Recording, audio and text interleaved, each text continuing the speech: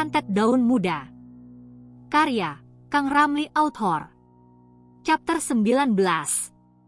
Waktu terus berjalan. 3 hari telah berlalu sejak Yuda membawa pulang jam antik itu, dan selama 3 hari itu pula, keanehan demi keanehan mulai bermunculan.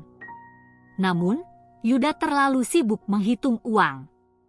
Jam antik peninggalan neneknya yang katanya hanya untuk dicek harga, berhasil ia jual secara diam-diam pada seorang kolektor barang mistis dengan harga 20 juta rupiah. Akhirnya, duit segar juga, seru Yuda sambil menepuk-nepuk amplop berisi uang tunai. Bayu, Joko, sorry ya, kalian gak akan dapat sepeser pun.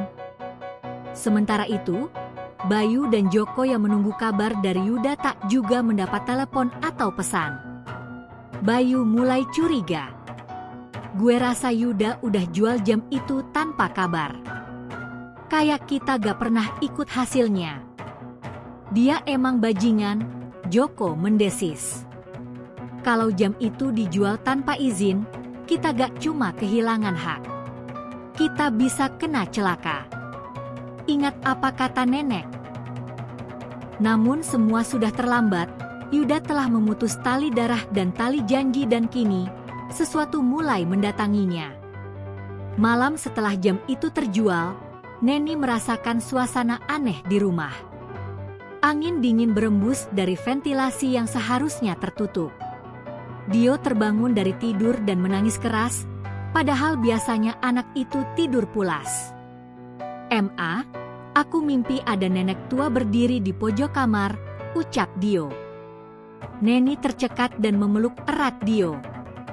Di sisi lain, Yuda sedang bergelimang uang dan ego.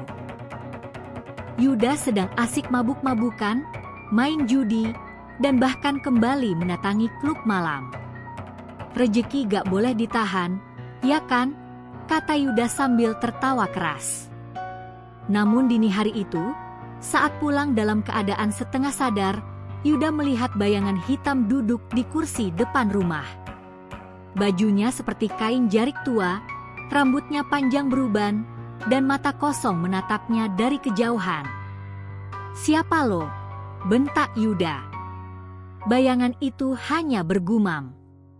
Waktu bukan untuk dijual. Tiba-tiba matanya terasa berat, dan dunia seolah berputar. Yuda pingsan di depan pintu rumah, dan saat ia terbangun, ia melihat rumahnya berubah seperti 3 tahun lalu. Perabotan yang lama kembali, motor rusak yang dulu sudah dijual kini terparkir di halaman. Uang itu hilang. Jam itu hilang, dan dalam dompetnya, hanya ada foto lama neneknya sedang menatapnya dengan mata merah. Uang 20 juta hasil penjualan jam antik warisan nenek itu bagi orang waras bisa dipakai untuk memperbaiki hidup. Tapi bagi Yuda uang hanyalah bensin untuk membakar hidupnya lebih cepat. Dalam waktu 3 hari saja, uang itu menguap seperti kabut pagi di musim kemarau. Sebagian besar lari ke meja biliar dan arena judi. Sebagian lagi tercecer di bar dan klub malam, berubah jadi botol minuman keras, asap rokok, dan tip di bra perempuan malam. Sementara itu, Neni dan Dio tak merasakan sepeser pun. Aku cuma minta uang belanja, dah. Cuma 100.000 buat Dio makan. Suara Neni gemetar, memohon di depan pintu kamar. Yuda hanya menjawab singkat dari balik pintu, gue gak punya. Uang gue habis buat bayar utang. Padahal, malam sebelumnya, Yuda masih terlihat mencium leher perempuan lain di ruangan VIP sebuah lounge murahan. Hati Neni terasa teriris, tapi ia tak bisa menangis lagi, air matanya sudah kering sejak lama. Ia duduk di dapur gelap, hanya dengan semangkuk air putih dan sepotong tempe goreng. Dio tertidur dalam kondisi lapar. Perut kecilnya belum terisi sejak pagi. Ini hidup atau neraka yang ditarik dari lubang tanah? Neni bicara sendiri sambil memandangi panci kosong yang bahkan tak punya api untuk menghangatkannya. Sementara itu, Yuda bangun dari tidurnya siang itu dengan kepala pening, tubuh lemas, dan dompet kosong. Semua uangnya telah ludes. Saat ia membuka lemari, ia menemukan sebuah kertas kecil berwarna coklat tua yang tak pernah ia lihat sebelumnya. Yuda hanya mematung, tubuhnya menggigil, bukan karena udara dingin, tapi karena ia sadar semua yang ia miliki kini hanya angin lalu. Hari demi hari, minggu ke minggu, bulan ke bulan, hingga akhirnya tahun berganti begitu cepat, namun nasib Neni tak pernah berubah. Ia masih menjadi istri dari seorang lelaki bernama Yuda, yang hidupnya hanya diisi dengan makian, kekerasan, dan kesia-siaan, dan di tengah hidup yang seperti neraka itu, tubuh Neni kembali mengandung. Bukan karena cinta, tapi karena tidak pernah diberi pilihan untuk menolak. Udah tahu keadaan susah, masih aja hamil. Dasar gak becus, teriak Yuda suatu malam, sambil membanting piring makan ke lantai. Neni hanya bisa memeluk perutnya yang mulai membesar tanpa melawan. Air matanya jatuh, tapi tak berbunyi. Seakan dunia pun sudah terlalu lelah untuk bersimpati padanya. Tahun demi tahun berlalu, Dio kini tumbuh sebagai anak kecil yang murung. Ia jarang bicara, jarang bermain, matanya menyimpan kesedihan yang bahkan orang dewasa pun sulit pahami. Kenapa papa selalu marah, Ma? Kenapa kita gak pernah senyum kayak di TV? Neni tak menjawab. Ia hanya menggenggam tangan kecil itu dan berkata, "Sabar ya, Nak. Mama masih di sini, kelak besar nanti kamu jadi berakhlak mulia." Sementara Yuda, dalam kehidupannya yang semakin merosot, masih saja tak sadar bahwa waktu tak pernah benar-benar memihaknya. Ia mulai merasa hidupnya berjalan terlalu cepat. Baru semalam ia minum di warung sebelah. Hari ini sudah Minggu. Kemarin masih bulan puasa, hari ini sudah tahun baru. Kok gue berasa kayak tidur bangun, tahu-tahu udah tua begini. Tubuhnya makin kurus, wajahnya seperti dicakar waktu, dan yang paling aneh, ia lupa hari, lupa tanggal, lupa usia Dio, bahkan lupa tanggal pernikahannya dengan Neni. Namun ia tak peduli. Bagi Yuda, hidup adalah pengulangan dari kegagalan dan ia sudah berdamai dengan kegagalan itu. Sedangkan Neni, yang kini mengandung anak keduanya, menyimpan harapan kecil yang nyaris padam dalam tiap tarikan napas, bukan untuk hidup mewah, bukan untuk cinta yang manis, tapi hanya agar anak yang ia kandung tak tumbuh dalam pekat seperti Dio. Hari demi hari, perut Neni semakin membesar. Langkahnya lambat, tubuhnya lemah, namun ia masih berusaha berdiri di atas puing-puing kesabarannya. Dio, anak pertamanya, menjadi satu-satunya pelipur lara. Ia masih kecil, tapi entah mengapa justru Diolah yang kini menenangkan ibunya saat malam-malam penuh tangisan. "Jangan sedih, Ma. Dio udah gede. Dio udah bisa jagain mama." Kalimat itu seperti pisau di hati Neni.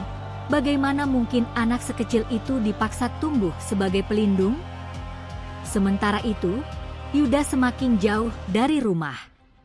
Uang tak ada, pekerjaan pun nihil, tapi nafsu dan kemarahannya seolah tak pernah habis. "Kenapa lu kayak gajah? Jalannya lamban banget," teriak Yuda suatu malam saat melihat Neni tertatih ke dapur. Neni hanya bisa diam, tangannya memegangi perut yang kini hampir 9 bulan.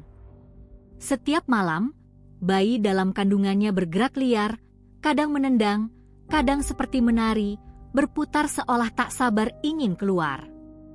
Namun, yang membuat Neni mulai takut adalah bayinya tidak pernah diam saat azan berkumandang.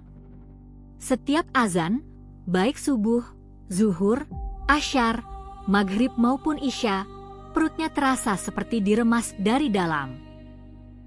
Bayi itu bergerak kasar, mendorong ke segala arah, dan entah kenapa, Neni sering mimpi bertemu sosok perempuan tua berbaju lusuh, duduk di kursi kayu tua.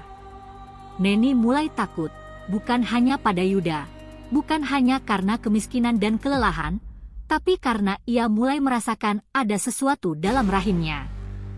Kadang, tengah malam, Neni mendapati dirinya berdiri di depan cermin tanpa sadar, menatap bayangannya sendiri sambil mengelus perut dan tersenyum aneh, padahal ia tak merasa sedang tersenyum. Dio pernah memergoki ibunya berdiri di dapur jam 3 dini hari sambil berbisik pelan. "Sebentar lagi kamu lahir, kamu akan bantu mama, kan?" Namun saat Neni ditanya keesokan harinya, ia tak ingat pernah bangun malam itu. Bayi itu semakin besar, dan kewarasan Neni semakin tipis. Namun ia tetap bertahan. Karena satu hal, aku harus melindungi Dio. Walau harus mati. Waktunya telah tiba. Tepat saat bulan purnama menggantung di langit malam, dan seluruh rumah tampak tenang dalam balutan keheningan, Neni merasakan mulas yang amat sangat. Tubuhnya gemetar, keringat dingin membasahi sekujur tubuh, dan air mata jatuh bersamaan dengan jeri tertahan dari bibirnya yang pucat.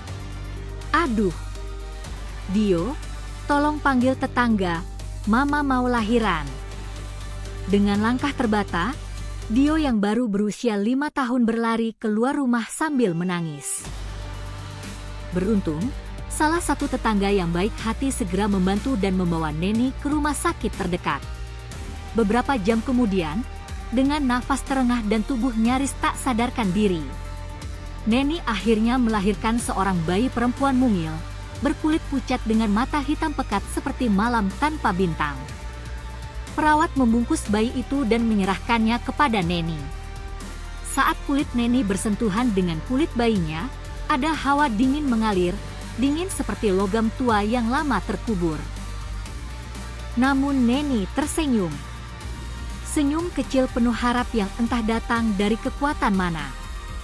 "Namamu Santi," ucap Neni sambil tersenyum. Beberapa jam kemudian, Yuda datang ke rumah sakit.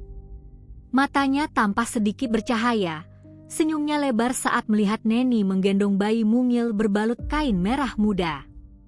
"Perempuan? Serius? Astaga, anak gue cewek. Hahaha. Akhirnya gue punya anak perempuan lagi." Yuda menggendong Santi dengan hati-hati.